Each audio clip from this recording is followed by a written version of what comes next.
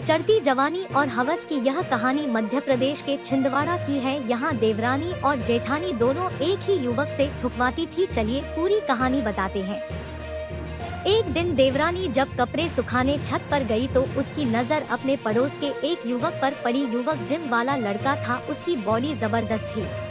देवरानी का दिल उस पर आ गया, दोनों में प्यार बढ़ा। एक दिन जब घर के सभी व्यक्ति रिश्तेदार के यहाँ शादी में जा रहे थे तो देवरानी ने बहाना बनाया कि मेरी तबीयत सही नहीं है, आप लोग जाओ, मैं घर पर ही रहूंगी।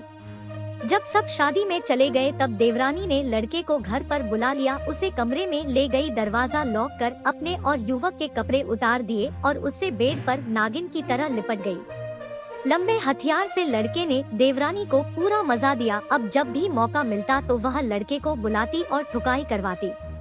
एक दिन जब देवरानी युवक को बुलाकर ठुकाई करवा रही थी तो जेठानी ने दोनों को नंगे करते ही देख लिया। देवरानी सिटपिटा गई। जेठानी लड़के का लंबा हथियार और चौड़ा शरीर देखकर मचल गई। उसने कहा, तुझे मेरे साथ भी करना होगा, नहीं तो मैं सबको बता दूंगी।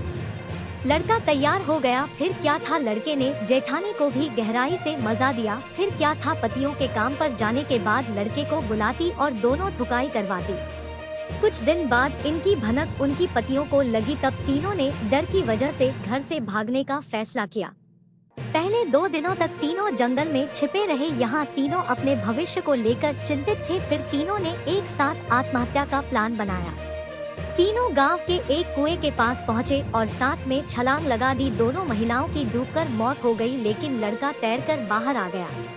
पुलिस ने आरोपी युवक को गिरफ्तार कर लिया है। दोस्तों, आप ऐसे अपराधों से बचें, इसका परिणाम बहुत बुरा होता है, कई घर तबाह हो जाते हैं। धन्यवाद।